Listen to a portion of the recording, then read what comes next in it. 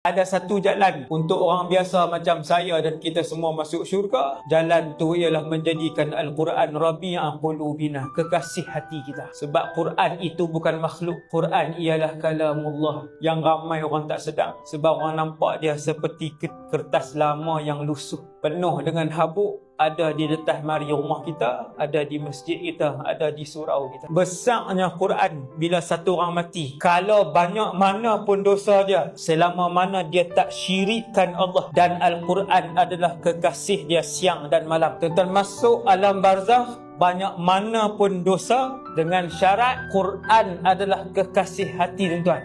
Bila mungkar dan nakir mai kat satu orang ahlul Quran, dosa banyak tapi dia tak pernah syirik, dan dia buat dosa pun bukan buat dosa bangga depan orang, tidak. Malaikat nak pukul dia, tiba-tiba datang Quran. Al-Quran itu menghalang malaikat tu. Satu-satunya ibadat saya cerita kat tuan-tuan supaya tuan-tuan minat dengan Quran, yang akan bersama dengan Tuhan dia sampai dalam syurga, Quran. Bila malaikat nak pukul tadi, Quran ni mai, dia kata Allah tak benarkan untuk kamu sentuh dia, kerana dahulu orang ini membaca aku. Tak boleh sentuh. Yang ni hadis Nabi, bukan saya cerita ni. Akhirnya malaikat itu berundur dan meninggalkan Tuhan itu. Tapi manusia lupa bahawa mereka boleh membaca kalamullah.